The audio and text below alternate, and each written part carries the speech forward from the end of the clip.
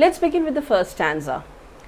Aunt Jennifer's tigers prance across a screen, bright topaz denizens of a world of green. Very interesting line. They do not fear the men beneath the tree, they pace in sleek chivalric certainty. Whom is she talking about? Whom is the poet talking about? The poetess is talking about the tigers. Look at the word sleek, chivalric. Sleek, chivalric certainty. Generally, we do not associate these words with wild animal, wild, untamed animal. Generally, these words are associated with cultured people, cultured, civilized people.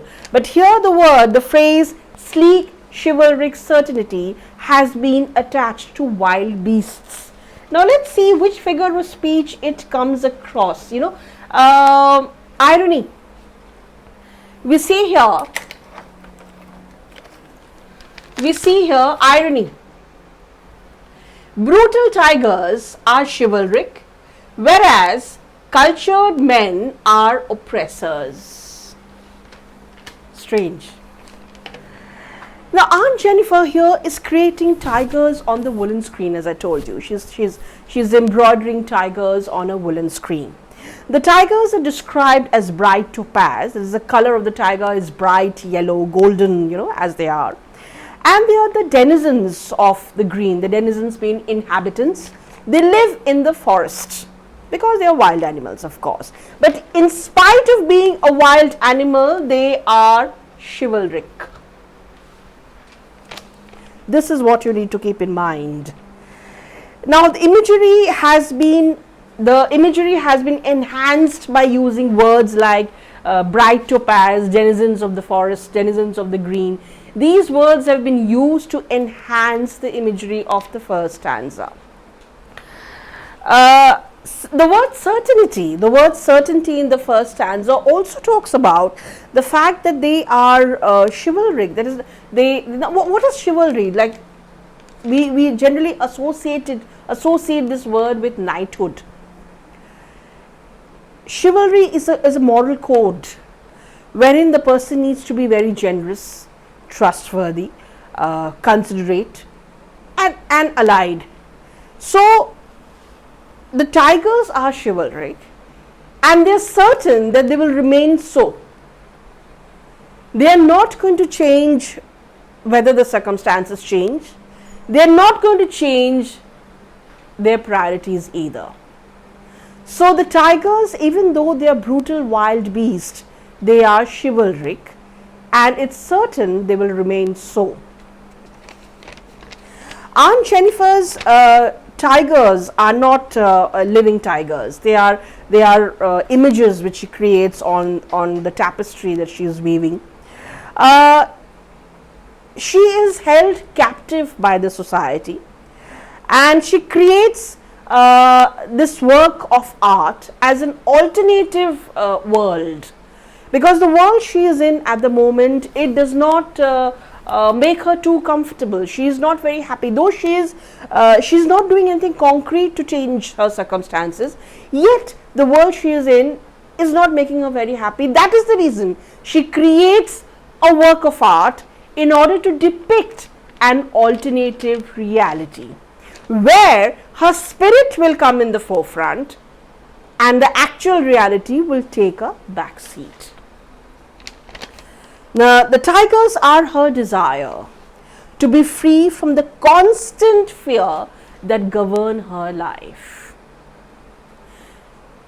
There is a fear. Her entire life has been bound by the fear of her oppressor. So, the fact that she is creating tigers means that she wants to break away from those oppressors and create a reality where she is free and has an identity, because till now she is still an aunt. She is known through the relationship that she has. Okay. As I told you, there is a contrast in the stanza where tigers, they do not fear the men beneath the trees. Unlike the gender man, the tigers know when and how to use his strength. See, the concept here is that you don't need to be powerful just for the sake of it. The tigers are powerful, but what is important to understand here is that they know when and how to use that power.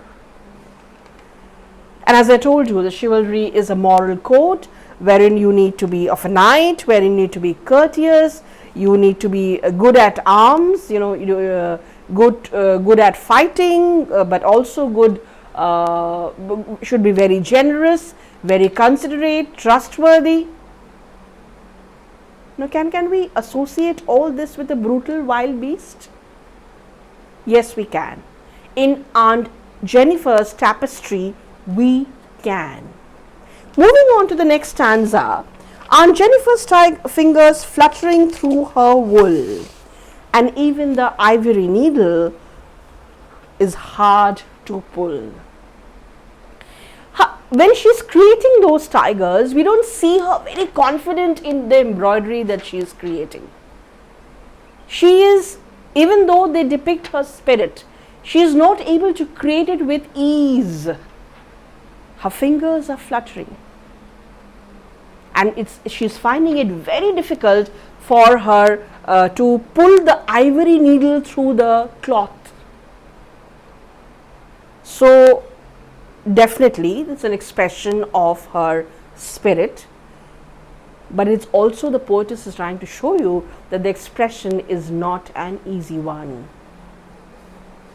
It's so easy for any one of us, in the kind of society and the kind of environment that we live in. Suppose we don't like a particular food that our mother has made, or a particular a place where our father takes us or something. We don't like it. We want to go to somewhere else. We want to eat something else. It's very easy to say, and we just say it.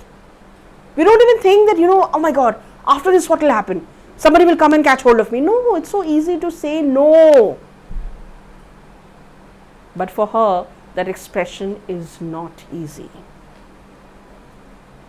So the difficulty that she's facing while pulling the ivory needle is a symbol of the fact that it's not easy for her to express her spirit through the tigers. The massive weight of Uncle's wedding band sits heavily on Aunt Jennifer's hand. Now that is again very interesting symbol. How when a person wears a jewelry for a long time, and she's been married, I believe, for a very long time, then you don't feel even the physical presence of the jewelry on your hand or your neck, on your ears. You don't feel, because it becomes a part of your physical self. She's saying here, this is the second stanza, it talks about the wedding band being very heavy. Now we know wedding bands are not heavy, it's not possible. So it's a symbol.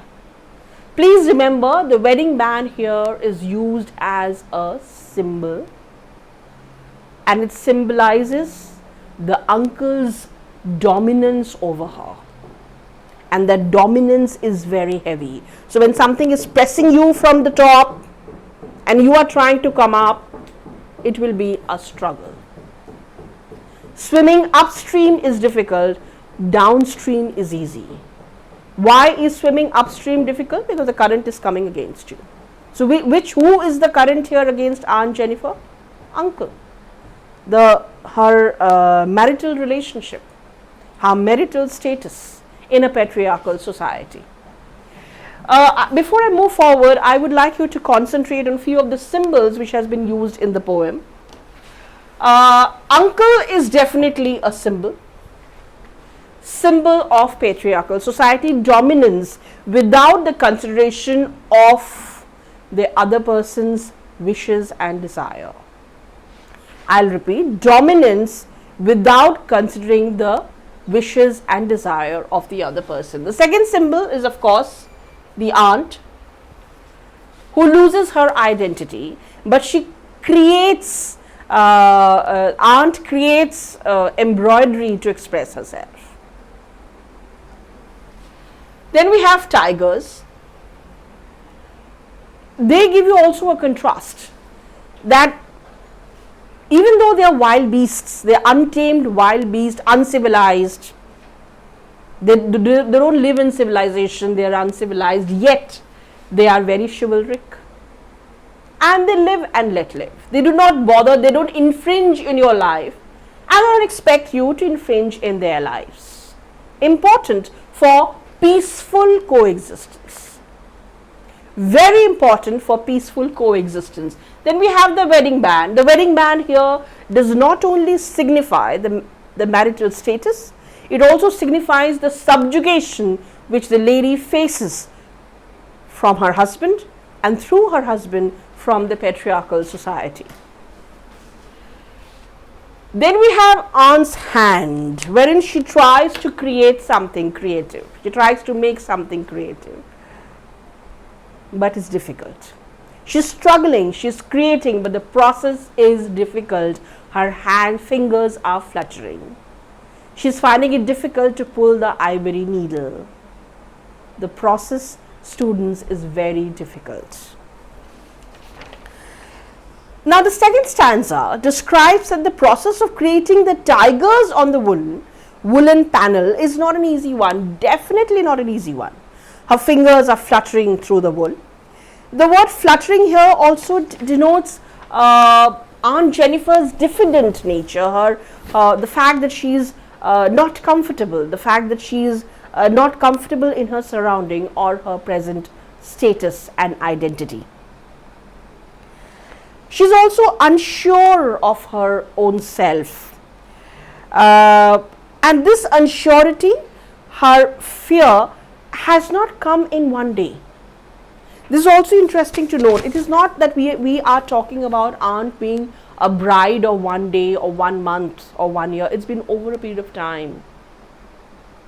And you know that whatever happens over a period of time has a more lasting impression than something which attacks you or disturbs you in a single day. And this subjugation, this dominance has happened to her over a period of time. So, it has disturbed her sense of self. The massive weight of the wedding band seems to be slowing her movement. Her freedom. That is again very unlikely in the practical circumstances, because a piece of jewelry or a piece of ornament which a woman wears over a period of time, over certain duration, it doesn't hinder her movement, otherwise she will not be wearing it. But here that piece of jewelry, the piece of ornament is stopping her, is a hurdle which she has to cross in order to be creative. So it is not only a hurdle of thought which has created a very uncertain concept of self, it is also a physical hurdle of wearing a wedding band. That is what the poetess talks about in the second stanza.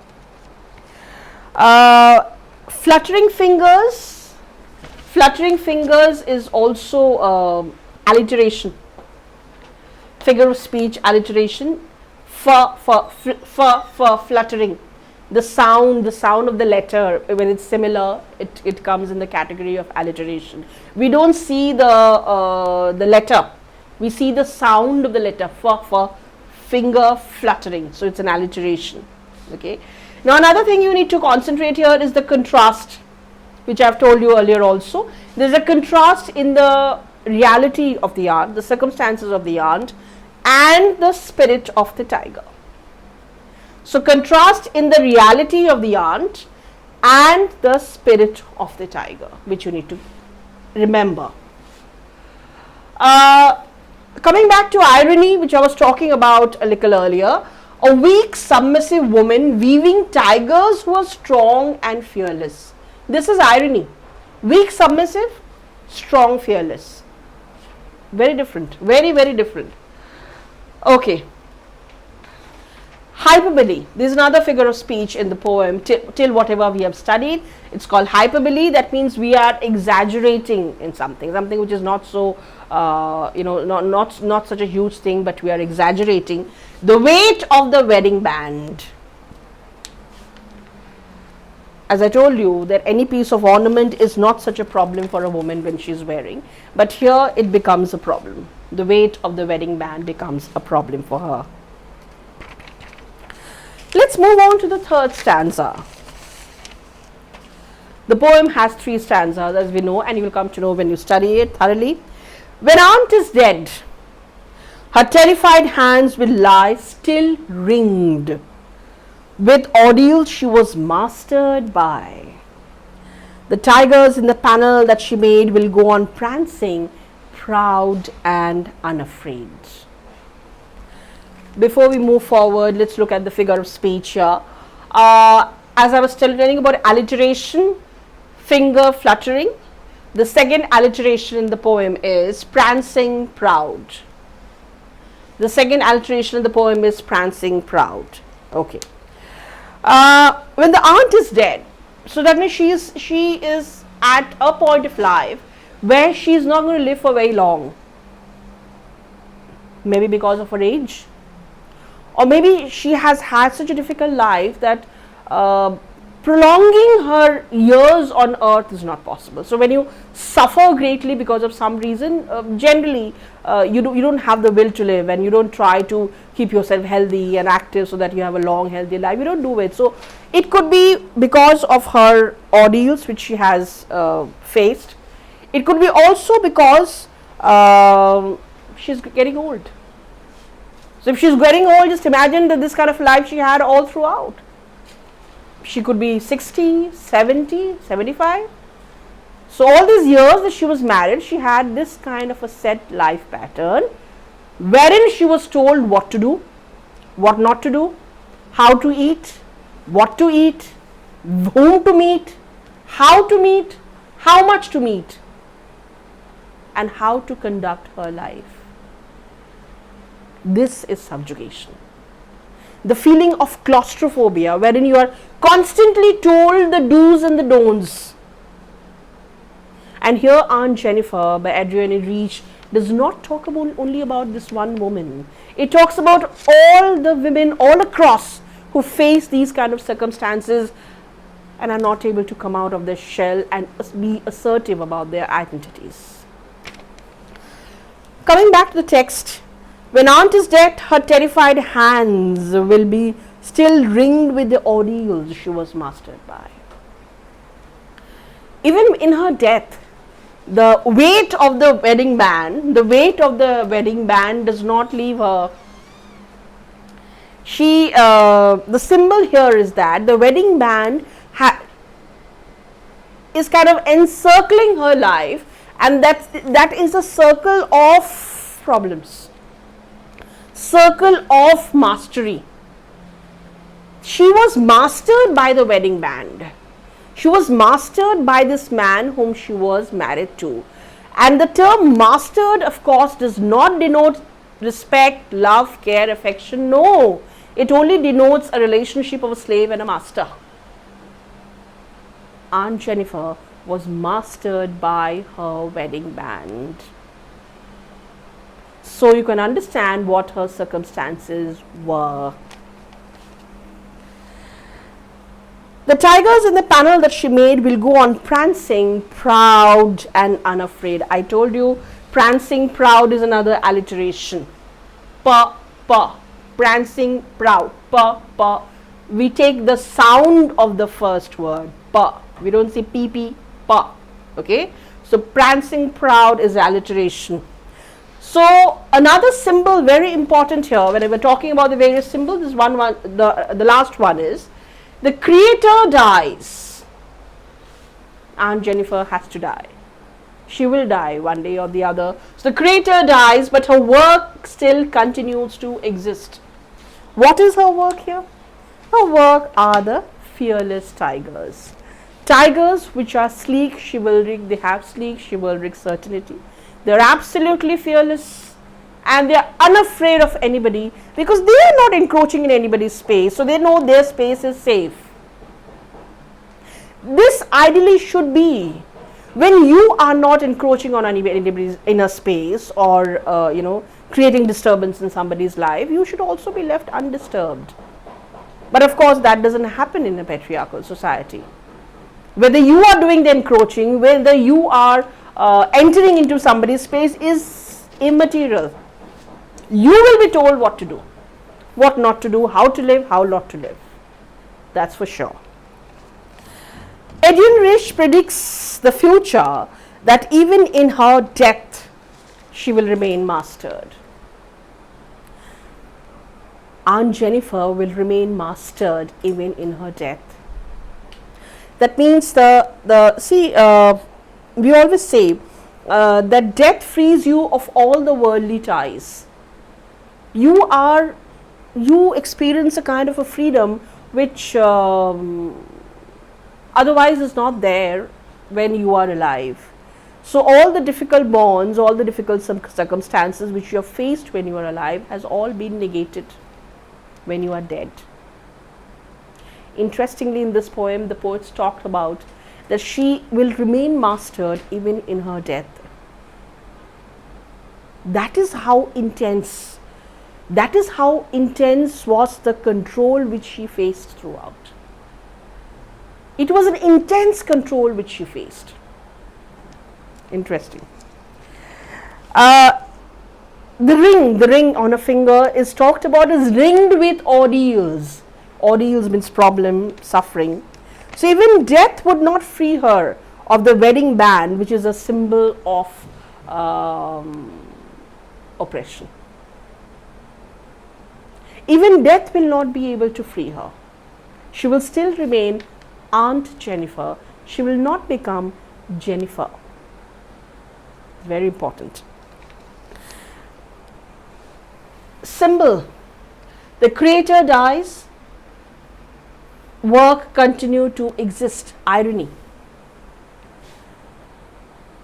The creator will die because creator is mortal, but her work to assert her spirit through her creativity will still remain, because that's all she can do for now. She can't talk, she can't express, that's all she can do for now. So the tigers in her panel will continue to prance around and continue to express the spirit of freedom. Submissive is the word which we use for Aunt Jennifer, whereas tigers are very different from her. For them, the word unafraid has been used.